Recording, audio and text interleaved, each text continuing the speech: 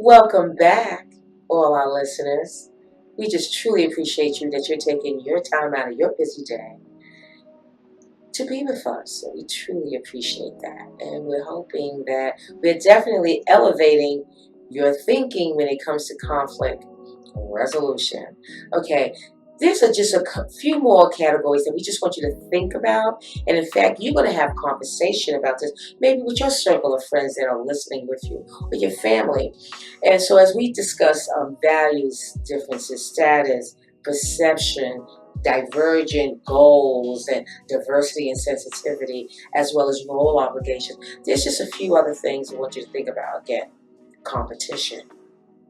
Yeah, I think we can come up with things with that one. Competition, okay, how we feel about that, things of that nature. Then we have environmental pressures.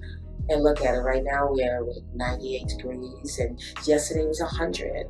Some of you are in places that having floods, tornadoes. And in New York, and the first time ever, there was a water funnel that was over the water there in the middle of Manhattan.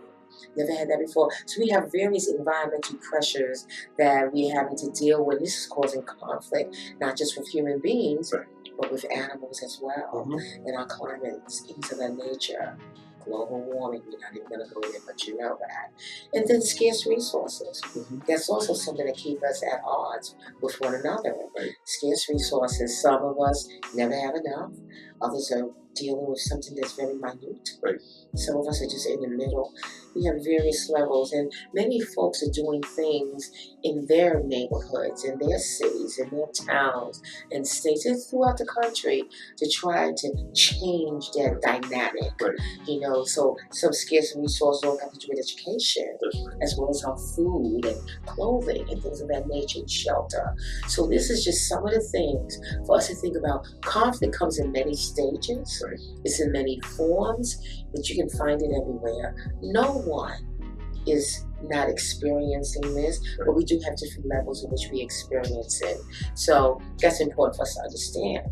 But before we go any further, I think it's time for just to give you a little definition, because just to help you wrap your head around this and all parts of you around conflict. We already said that conflict is about change. And we all don't do it too well. So we'll give you a definition about conflict. And it's understanding this. It's a natural part of human interaction. Let's say that again. A natural part of human interaction. So there's an expectation that we won't have conflict regardless of whether we manage it well. We're going to talk about the styles and the types. So it'll always be there. It'll always be there. Okay. It's a struggle. It's always going to be a struggle between two or more people. And even others. Remember, that's why we talk about work. We talk about organizations. We talk about family. Because we have many times more than two individuals. Sure. But all it takes is one individual. Yourself. Right. It starts with you, then another individual. So we're going to break it down into those different stages. Right. What happens with conflict. Now that's a generic definition, a struggle between two or more people. But we are going to talk about how you can have a struggle with yourself, interpersonal conflict. So I just want to share a quotation from Carl Jung. He said, "The meeting of two personalities is like the contact of two chemical substances. If there's a reaction, both are transformed." And let's think about what Dr. King said about conflict. The true measure of a man or woman is not where he or she stands in times of comfort and convenience, but where he or she stands in times of controversy and challenge. So how do we overcome the inevitable conflict you just said we're all going to have? And we do that through the 5 styles of conflict and the 4 types of conflict, which we're about to get into. And how you also manage all of that is also understanding you and understanding your stress equivalents. Right. Where are you coming from with stress? Because let's understand this, people. With conflict, there's going to be stress. There's stress, that's inevitable. Remember also, when we talk about conflict resolution and that is inevitable, it's something that's just going to be your lifetime. Stress is the same thing. You have to be able to how to manage that, how to deal with it, right, and make it something that doesn't send you over to the left or to the right or deflate you totally, that you got to take medication, do drinking and things of that nature. Well, conflict is the same thing that causes people a lot of stress. So we need to be mindful of how we feel about this, and we need to reduce it. So that's why we're going to talk about the different types of conflict. right. So we have our first one. Yeah, so the first one is interpersonal conflict. And let's just give you, so you can lay it out, and then we're going to go into weeds a little bit on each of the definitions. So we have an intrapersonal conflict, which is one between yourself. Interpersonal, which is a conflict between Evelyn and I. There's an intragroup conflict. Let's say you're working on a team at your organization, and there are moving parts, people thinking differently, and then you have conflicts between two different groups, let's say accounting and finance. All right, so Evelyn, let's talk a little bit about an interpersonal conflict and how do folks better manage that. I mean, for the most part, an interpersonal conflict is when somebody's having their own internal triggers that are bothering them. And I often say the beginning is the most important part of any work. And that's something that Plato said. And I'm just repeating it. So how does somebody manage their interpersonal conflict? Well, it's first of all, when we talk about an interpersonal conflict and it is about yourself, this is how we started this whole conversation about before anything else begins, we have to deal with the individual. You got to deal with you. So before you start your day seeing another human being, you have to decide to get up. You have to decide to wake up. Do we control that? We control. You control what's in your life. You control how you're getting out of bed. You control what time you desire to get up. Some of us have to set up an alarm. Some of us just get up as soon as the sun rises. And some of us get up because of their dog is waking them up or they have someone else in their bed. Things of that nature, whatever's going on. But this is something that you decide on how you're going to get up and if you will get up that day. If you're going to hit that alarm buzzer to get that snooze. Some of us hit it once, some hit it twice, some hit that 5 times, some just throw that clock out the window. So that's a conflict with yourself. You're getting up that day and if you will be going to work that day. So these are things that we do manage, and depending on how you make that decision right then and there is how you can set the rest of your day. So you get up out of bed. And here's one thing I like for you to do when you get up out of the bed, and before you even say good morning to the person, if you've got someone there, your dog is there, cat, whatever's in the bed with you, or you're running to the next person that's in the room, you meet in the bathroom, whatever, you need to greet you. Stop having a conflict with yourself. When you look in that mirror, and we say, oh, God, what a bad night. Oh, I look horrible. You're already setting up yourself for disaster because you're already looking at you and saying, you know what? So give yourself some good words in the morning. When you're looking in that mirror, say something positive. So you can set yourself up in a correct manner, not being negative, because you have enough people stroking those flames. True. You don't need to do it yourself. So say something positive about you, something that you are going to move towards today. And one other thing that's important, once you're rising out that bed, well, we really something that's so true to every human being is that once you can rise up, that's a blessing right there. Because there will be individuals on that day that will not be getting up. So that is something for you to understand. There's no conflict there. That's one conflict you're not worried about right at that moment. Because you did get up. Whatever you did not accomplish the day before, you have an opportunity to do it again. So acknowledge, I am up. I am breathing. I'm enjoying the sun. I'm looking at that rain coming down or hearing that thunder, whatever's going on. But I'm in this day. There's no conflict there. Right. You can control that. You can. Now, what you cannot control, which we talked about in previous conversation on Elevated Dialogue 98.7 KDIV, is there are 1,440 minutes in every day. So, ladies and gentlemen, don't have a conflict about that because we all get the same amount of time. It's not going to change. So how are you going to manage your conflict that day has nothing to do necessarily with time, because we all get the same 1,440 minutes. So don't start your day thinking about anxiety and stress. If you need more time to get up in the morning to get yourself together, make sure you control that. Give yourself more time. Go to bed a little earlier at night. Try to do something that's different. That's all important. Okay. And understand that there'll be things that's going to happen that you can't control. You can only control the things that you can't control. You can't control other people. Sometimes you can't control that traffic. You can't control that weather. Things happen. Get over it. Okay, some people stick with these things. Even though you get up early, you might get a flat. These things, that's life. Well, is that why you have AAA, so you can reduce the amount of conflict? No, sometimes some people don't like getting that flat. It's just like somebody I know, it's never a good time for any of these things to happen. When is it ever a good time? But again, don't allow that to dislodge your entire day. Right. Understand this happened. You can't control that flat. You can't control when it happens. It happened. All you can do is notify individuals, I'm going to be late. Or you try to do something over the telephone. You call in and do that meeting or reschedule. Because sometimes life happens. So we're trying to control the things that we can't control. And there's unforeseen things that's going to happen. True. But hold on. Don't pop that pill. Don't be screaming and having that tantrum in your car. Don't have that road rage. Don't do any of those things because that's disruptive. So let's talk about, because again, that's interpersonal, controlling you. So now let's talk about the interpersonal conflict that's going to occur between two or three individuals at this point. Because now we've been talking about one. So now you're going to meet two other people, one other person. Because, we got to deal with human beings. We're in this world.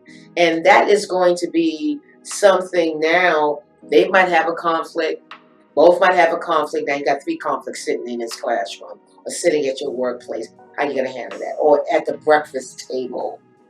Okay, so in the years that we have experience, we often design and develop case studies around interpersonal conflicts. And one brief example that we see all the time, and we're going to use your example of two individuals who come to work. They both have been recently onboarded. One of them likes country and western. One likes R&B. They're sitting in adjacent cubicles. Every day that they come in. And again, they were both onboarded at the same time, both started at the same time. The volume of the music gets higher and higher. And that's an interpersonal conflict. Now, most folks who are managers of that line of business will say, you know what, no music at all. That's the easy approach. An interpersonal conflict between two individuals doesn't have to be zero-sum game. In other words, it doesn't have to be a hammer being thrown down.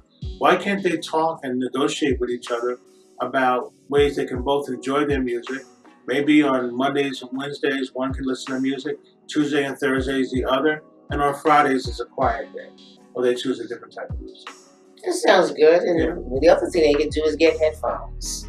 That would be really nice. As long as it doesn't affect their performance. Or one in one ear, right? The other ear free. That's part of it. But too. That's just two choices that can be made. There's other things that they can do. But the whole point is problem solving. Situation. And we don't believe in problems, but we do believe in what we said, straws. A situation that requires a solution, which means it's not just for me to just decide or come up with a solution, but it's for us to do this together. Don't just drop it in someone's lap and walk away. Right. But let's solve this thing together. Let's talk about it.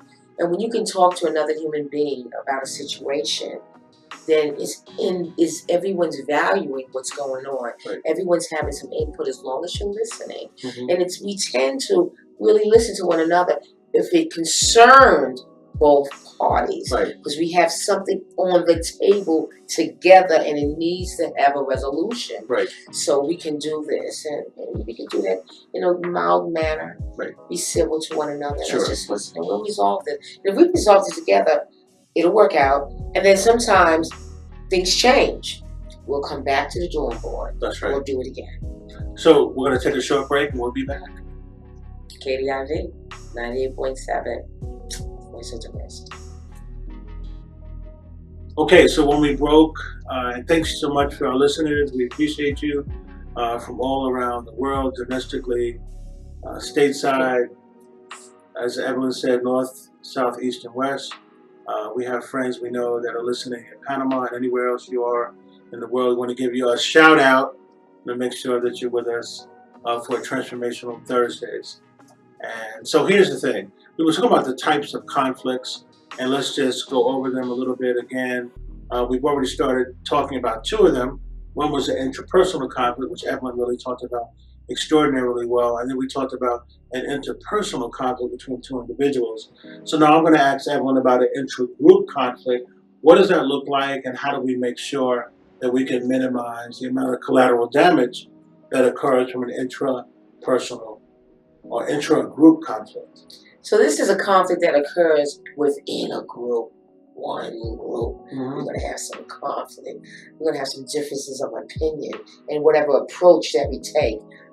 And we could not have this conversation without discussing family. Yes. This is a biggie for family. And family reunion. And we just came from a family reunion. We did. Which actually went really well. And it was wonderful. It was actually on our anniversary. Our anniversary was coming 2 days after that. And it's so funny, folks, because 2 years prior to that, the family reunion was actually on our anniversary. So people remember that because we was all dressed up. And they were like, so isn't this your anniversary? It's actually falling this time on Monday, but it's always with this family reunion. However, when we talk about family, conflicts is going to happen. Conflict's going to come up. Why? Because we're human beings. We're different. And just because we share blood or we were raised by individuals and all together, it doesn't mean that we're going to always be understanding and understand one another. We're going to have differences of opinion, and they do get raised to the highest level, and that anger starts coming out. Regardless of where you are, again, around the holidays, it comes out. Again, around the table, you be calling up, your family be calling you up and say, okay, Charlie or Broderick, are you coming over to come and visit your mom or to your auntie? And then Broderick might say, well, you know what? Is Reggie there? If Reggie's there, I'm not coming. You call me back when Reggie leaves, and you hang up that phone. And, it's like that. Or how many people around the holidays and people just get a little bit too much to drink, and, you got that Aunt Flo, or you got that George, or you got somebody that just don't know how to act once they have a couple of drinks, and things get a little hot and heavy. So we have this conflict that are intra-group, and then with our family, and sometimes we have to push away or pull away and not interact with that because some people don't change. Let's be real. Right. Some people don't change. They're not willing to change. They're going to stay the way they are. And therefore, you might have to refrain. Or you just say, I'm not going to go. And then sometimes we need to sit down and have a conversation. That's right. We need to sit that person down, maybe in the middle, and everybody surround that individual. Obviously, no drinks in hand. Right. People have to be calm, and we need to have a real conversation about their behavior. And again, with conflict, sometimes it's ugly. Right. And sometimes it's okay. Sometimes, it's just real. It's just what it is. And sometimes you do go through layers of conflict. You go through layers of interpretation to get down to the bottom, to dig yourself out of the anger, the resentment, because sometimes we let it fester. We do. Too long. Right. And sometimes in family, it festers too long before we say anything, because sometimes we don't know what to say. And by the time you say it, it's coming out of anger. Right. So get in there, folks, a little earlier before you get hot and heavy, angry, turning red, turning your head exploding like a beet or tomato. And when something is happening, let's just have that conversation. Okay, wait, Bob, you just got to stop a moment. Okay, don't be doing this. This is not good. I'm not liking this. Tell people. Get it off your chest. Don't walk away with it. And don't have your feelings just taken over by another individual. And that's a bad thing. You don't want to do that. Don't be a bull in a china shop. Let's take care of that, folks, before we get a little crazy with things. So let's talk about it. We have to talk. We do. Yeah. Okay, and the last type is intergroup conflict. And I'll start with this. This is when two different groups, we can use the Hatfields and McCoys. We can use two different factions of people in a neighborhood association. We can use different groups that are diametrically opposed to each other. Those conflicts are the ones that I think sometimes have the most sustainable and lasting impact from a negative standpoint. When two groups necessarily and unfortunately, in many ways, decided that they're going to disdain or disrespect the other group. It happens in the workplace, happens in organizations. We know it happens in society, where we have folks that are on different sides of a protest, okay, where there are two different groups that are conflicted. And I think what's important to what Evelyn was saying about the intra-group conflict and the intergroup conflicts is that you need allies that are stakeholders on each side of the conflict who act as peacemakers. And peacemakers are an important part of the intergroup conflicts. You know, you and I have worked in industry and worked in some wonderful organizations over the years, and we have seen intergroup conflicts. And because our natural DNA is that of mediation and conflict resolution, we have played the role of pulling a few people to the side. And sometimes that's good. And one thing that's important about this level of conflict, and you're talking to some of the people that are pot stirrers, is you take them to the side. Remember, you praise in public, you give feedback in private. So you don't want to call somebody out that are the ringleaders of this intergroup conflict, these two different groups. You want to pull them to the side and really find out what's going on. There might be a historical reason why the two leaders of the groups are having conflict, but you want to find out what it is and listen to them to try to see if there's a way we can reduce that conflict. Yeah, that definitely can work, definitely. And so think about that, especially now, as you said, in society right now. It's so much of that. But again, we do have groups coming together, having a conversation. We might be yelling at times, but sometimes in protest, and who's on the other side protecting, they end up having a conversation, and then someone goes, "You want some water?" That's right. And they say, or they shake a hand. And there's never a time that's not good to put your hand out there if that's what you do. If you don't do that, that's fine. But you can tell someone, "I hear you." When you look at them, "I hear you." You can offer them water. Let's talk about this thing. Let's sit down and break bread. Let's converse over some food. It's the epitome of elevated dialogue. That's what the name of the show is. Definitely. I want to elevate the conversation of dialogue. It doesn't have to be dastardly. It doesn't have to be combative and confrontational. It doesn't have to be acrimonious. You know, we can have elevated dialogue, even though our group and our mainstream part of who we are as a group are different. We can still have an elevated conversation. And you can only have that, Joe, when you have the tempers in the right place. Where are those tempers? Not on the table. Right. But sometimes we do yell, but then we have to take a moment and step back, count to 3. Some of you might have to count to 5, and just calm down and look at the person and say, "You know what? This is another human being that is standing in front of me. This individual might be the one that rescued me from some situation that might offer me aid." That's right. You never know who's going to offer you aid. They might not look like you. They might not be of the same faith as you. They might be of no faith. Right. They might be of a different gender or sexual orientation or however they identify, or a different ethnicity. Right. It doesn't really matter, because when you're down on that ground, you're hoping for somebody to come and give me some rescue. Right. Somebody offer me CPR. Somebody offer something that could hold me so I can have another day. That's right. Now, one last thing before we move to the 5 styles of managing conflict, which is avoid, accommodate, compete, compromise, and collaborate. I want to just go back to something that you said about counting. There are some folks who don't want to count. It doesn't work for them. There are a lot of folks, a lot of our listeners, you do that. You count to 10, you count to 20. But for those of us that don't want to count, we're going to share with you the 5 Ds of managing conflict.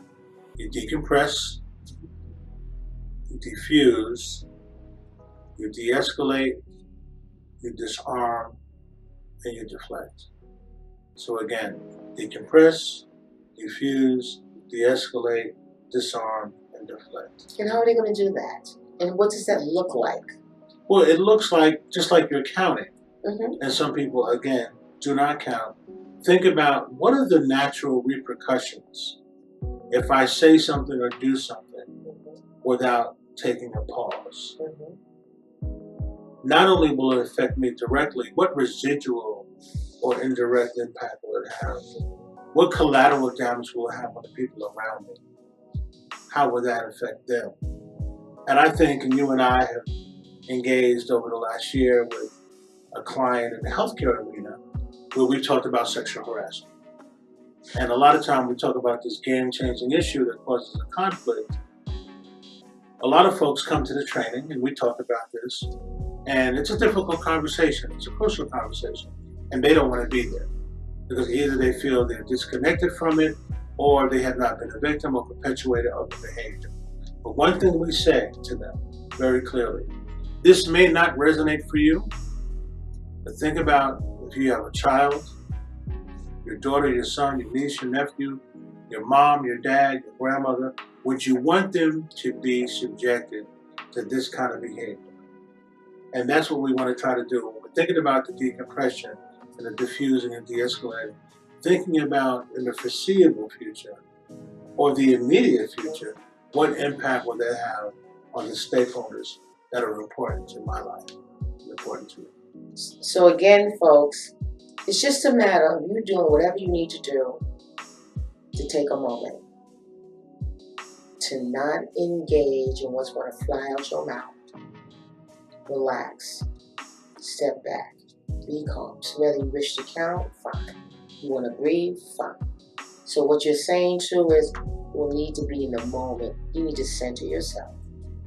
Be mindful of what you're thinking, right, and how you're going to use it on the individual that is standing in front of you. So we're going to take a break. I want you to refresh yourself. Do what you need to do. Call up someone and tell them to tune in. Turn on that radio. Listen to elevated dialogue. Some conflict resolution. We'll be back at you. 98.7 KDIV. The Voice of Diversity. Welcome back. Was it good for you? It's always good to take a little break and take a little stroll. Gotta let the dog out. Give the kitty cat a little rub down. It's all good, everyone. We understand those parameters. But now we're going to talk about the 5 conflict styles. Because this is where the metal hits a wall, and you're going to use the tools that we've been discussing on today's show. And now we're going to give you what you need to do, when you need to do it, so that you don't let this conflict get out of control, and you will know how to handle it and what to use when. So let's get started off with accommodation. Absolutely. So the accommodation style is one, and Evelyn will talk later on about how we use each of these in a particular situation. But sometimes some of us are natural accommodators, which means that when a conflict happens, we don't really care about our own self-esteem, and we will accommodate that conflict. And that's not healthy in a lot of ways. Now, it could be healthy to accommodate, but sometimes we experience people with road rage. And a lot of times with road rage, a lot of us want to respond, but a lot of times we have to accommodate the fact that we can't control anyone else's decision making. So if they cut us off, we may just say, you know what, let me just let that go, and then let me continue on so I can get to my destination safely. Again, accommodation is one of the 5 styles, but just be careful about this one, because if you continue to accommodate conflict, it affects your reputational capital, it affects your integrity, it affects your veracity, it affects your self-esteem, and everything about who you are as a vessel will be impacted if you continuously accommodate conflict. It'll be debilitating to you. It could cause a lot of serious harm to your vital organs if you continue to accommodate, because everything is festering inside. That's not healthy. And that's about being stressful. As we discussed with stress, it impacts you mentally, emotionally, psychologically, and physically. And we don't want to do that. And accommodating, I like that example, that road rage. So sometimes that's definitely a good time to be accommodating and not get into that fray. Because many times it does not have a good outcome. And you don't want to be a victim on the side of the road. So let's not do that. Very good, I like that one. Okay. So Evelyn, talk us through the next style of the 5 styles of managing conflict is avoiding. Right. What are your thoughts about that? So when we talk about avoiding, obviously, you're downplaying what that conflict's all about. I'm just going to avoid this situation. Again, that's good. Here's the times that you want to avoid. You're in a conflict, or someone says something to you that's upsetting to you, and you're very angry, or they're angry. That might be the appropriate time to walk away. Not say nothing at the time. You need to avoid it, because you know what? All it's going to do is cause you to escalate the situation, or it'll get out of hand between the two individuals, yourself and someone else. So, whenever someone is outraged, whenever you feel your ears are burning, your fists are folding, you're turning red, you're getting hot, you're starting that shaking, get that blink going on, that's not the time for you to have the conversation. That's not the time for you to talk to the other individual that is causing all of this stuff to come from you. This is a good time for you to walk away. You can always come back the following day once you're calmed down, you're in a reasonable place. You could be calm and have a civilized conversation. You can go over the things that was disturbing to you, or the attack that was taken on you, or whatever transpired. You can really have a better conversation that will be more peaceful, won't be as stressful, and your thoughts, your emotions won't be all over the place. They'll be correct, but you can talk to someone. It's kind of like if you're upset, you're angry with an individual, and you're going to try to talk with them. Again, that's like being a bull in a china shop. And some people say, what does that mean? Think of a china shop and think of a bull. Why does those two places do not go together? Or one thing in that place, that animal that's going to be at least 2,000 pounds minimum, with huge horns, in a china shop.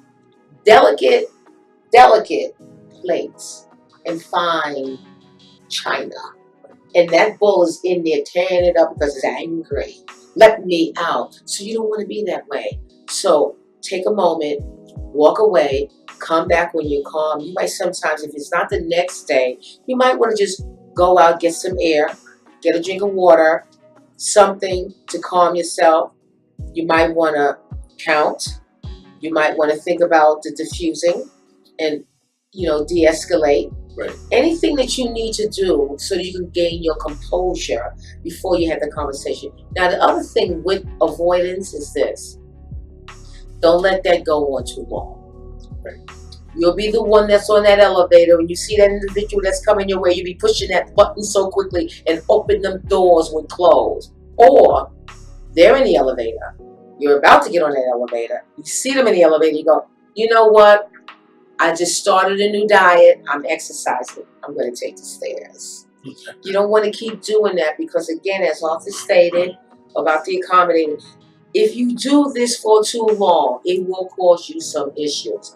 And also what happens with this, psychologically and emotionally, it causes buildup with you between that other individual. Every time you see them, you're running away. And you will never be able to deal with it. So you want to, it's not that you're confrontational, but you want to have that conversation in a manner that's peaceful so that you can gain some traction of understanding. So avoiding is good when you're upset or when they're upset. You don't want no bodily harm going on. Walk away, come back, and deal with it at a later date. That's avoiding. Okay.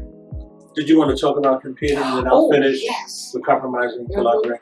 So give us an example of the competing style, and you and I have talked about this, that competition is something we will learn or exposed to at an early age through sports and other things, but sometimes competition, depending on how it's done, can have different results. So give us your lens and optics on it. Well, let's just think of the individual who always needs to win. Some people are that way all the time. There's a time and place for that. And you don't always have to win every time. How many times? They talk about Michael Jordan like that. But the simplest thing, he's always was so competitive. Any game. When things wasn't a game, when they were tiny little things, getting on the elevator, when everything was competition, always got to beat you. No one likes that. There's a time and a place for the win. And it's a time and a place to not always have to lose up. You don't always have to beat someone and make them feel bad. So we want to be competitive at the appropriate time. And I don't want to win at your loss or me benefit all the time. Again, there's a time and a place. Everyone has the opportunity to win. And someone will lose. There's one winner.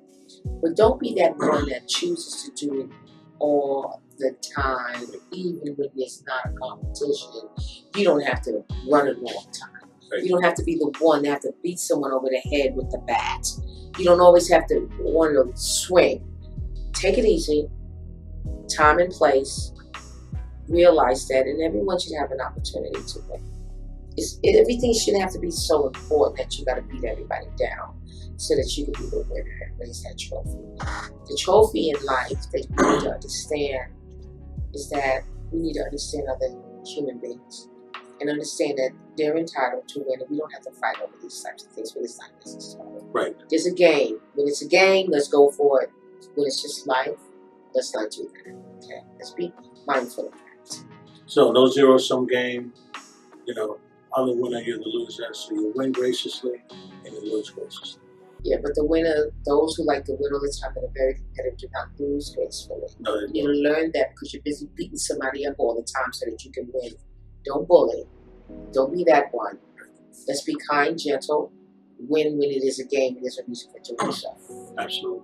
So let's talk briefly about compromising, which is probably inherently one of the positions that we naturally habitat to, because life is about compromise. And when I think about compromise, I think about negotiation. And John F. Kennedy said it best. He said, let us never negotiate out of fear, or let us never fear to negotiate. So compromise means Evelyn, Zakia, you get something, Arthur Theodis, I get something. We don't always get what we want. We don't always get what we need, but in our next segment, I'm going to talk about the advanced level of conflict resolution. We'll talk about some interests and needs around compromise. That compromise is something that requires you to look at your other adversary's position, their interests, their needs, and not only laser focus on what you need, but the compromise is you get a little something, they get a little something. The last segment is probably the ideal one, is collaboration. How do we work together? Although we're different in so many different dimensions, how do we collaborate in the best interest of both parties?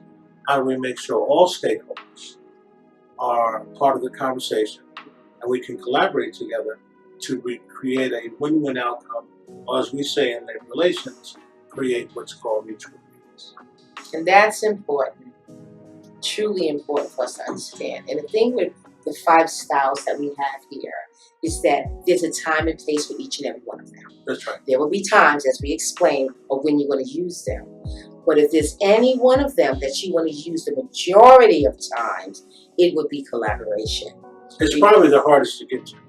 It's the hardest to get to, but once you see the benefits of using it and the gains that you get from it, not just for yourself, but for the other person that's involved in it, right, you'll see the collaboration that takes effect. I'm not beating you up. I'm not walking with a big stick. I'm not tearing you down, and you're not doing that to me. Right. But actually, in collaboration, we tend to listen. The key here is to listen. What is it that you need? What is it that I need? Let's work this all out. Let's talk about it. What is your interest in this thing? We have to talk about it so that we can get it. So yes, it's difficult when you have been an accommodating person your entire life. It is definitely difficult when you be the competitive individual your entire life, or you've been the one that's been avoiding everything. When you want to transition over, you go one step at a time. That's all we ask. One step at a time to be the collaborative person, but you still use the other ones in the appropriate situation. That's the key to these 5 conflict styles. So we're going to take our last break, and we're going to be right back with you in a moment. 98.7 KDIV. So today, our listeners, thank you so much for sharing real estate with us. This is one good thing when you share real estate with Elevated Dialogue. It is a wonderful thing.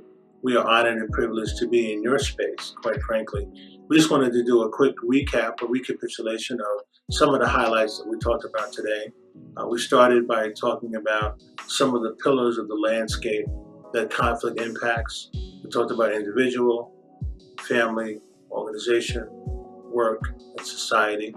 Then we went to a robust conversation and discussion about some of the symptoms of conflict, such as diversity and sensitivity, environmental issues, issues around roles that people play.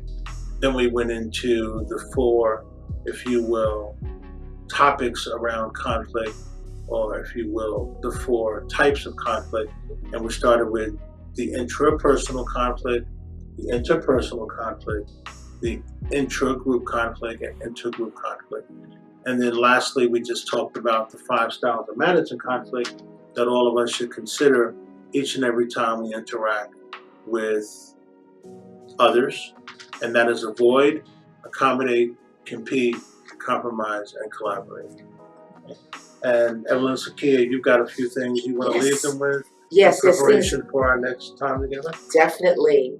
As you know, we always like to try to make sure that, yes, this is Transformational Thursdays. And here on Elevated Dialogue, we're always interested in the dynamics of the human condition and in making sure that we empower ourselves. Because once we are empowered ourselves, we can empower others. And it's the same for the elevation aspect of it. Elevate you and we elevate others. Because we had a lot of people out here that we want to continue to help our society grow and to be better towards one another. So what we want you to do is a mapping exercise this week.